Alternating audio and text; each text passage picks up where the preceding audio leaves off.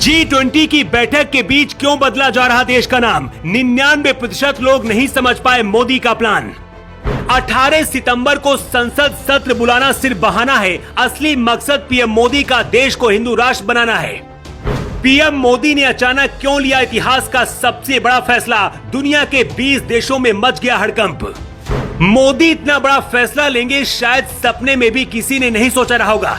इसीलिए कहते हैं मोदी कभी भी कुछ भी कर सकते हैं। जिस ब्रिटेन ने भारत को गुलाम बनाया, उसके भारत के जमीन पर पैर रखने से पहले ही मोदी ने सबसे बड़ा ऐलान करके दुनिया में खलबली मचा दी है। लेकिन अभी भी भारत में रहने वाले 99% लोग नहीं समझ पाए कि मोदी का असली गेम प्लान क्या है और करने क्या वाले हैं।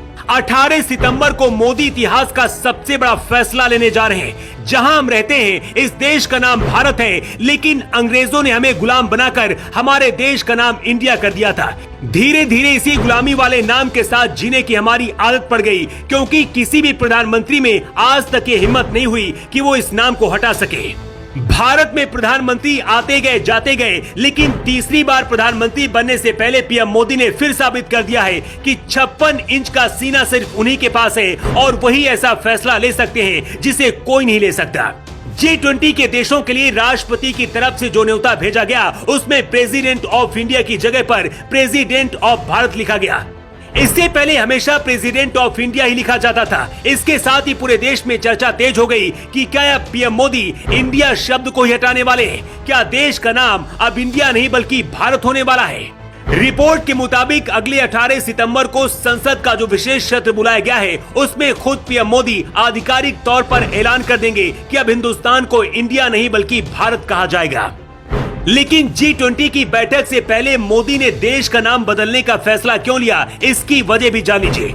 G20 की बैठक में जो 20 देश भारत में आ रहे हैं, उनमें ब्रिटेन भी शामिल है। ब्रिटेन ही वो देश है जिसने भारत को गुलाम बनाया था और इंडिया नाम भी दिया। लेकिन भारत की तरफ से ब्रिटेन के पास जो न्योता भेजा गया, उसमें इंडिया नहीं बल्कि भारत लिखा गया। मतलब ब्रिटेन के प्रधानमंत्री ऋषि सुनक इंडिया की जमीन पर नहीं बल्कि भारत की जमीन पर कदम रखेंगे। नेहरू से लेकर इंदिरा गांधी, मनमोहन सिंह और अटल बिहारी वाजपेयी भी ये नहीं कर पाए, लेकिन अब मोदी राज में इंडिया नहीं बल्कि देश का नाम भारत होगा। मोदी योगी आने के बाद से ही मुगलों की पहचान धीरे धीरे देश से खत्म की जा रही है। योगी भी अब तक दर्जनों नाम यूपी में बदल चुके हैं और सनातन के नाम पर उन शहरों के नाम रखे गए हैं। कुछ दिन पहले मोदी विरोधी 28 दलों ने मिलकर अपना नाम भी इंडिया रखा था। इसी नाम से वोट बटोरने की रणनीति बना रहे थे, लेकिन उससे पहले ही मोदी ने इतना बड़ा मास्टर स्ट्रोक चलकर विरोधियों की हवा निकाल दी है। राहुल गांधी से लेकर केजरीवाल और नीतीश कुमार से लेकर लालू यादव तक का दिमाग गर्म हो गया है, क्योंकि अगर देश का नाम भारत हो गया और इंडिया की छुट्टी हो गई तो विपक्ष का इंडिया गठबंधन भी खटाई में चला जाएगा। दावा तो ये भी किया जा रहा है कि हिंदू राष्ट्र बनाने के लिए मोदी सरकार का पहला कदम है। सबसे पहले संसद में अखंड भारत का नक्शा लाया गया। जनवरी महीने में राम मंदिर का उद्घाटन भी हो जाएगा। देश का नाम इंडिया की जगह भारत बनने के फैसले से सिर्फ भारत ही नहीं बल्कि दुनिया भर में इसकी चर्चा हो रही है।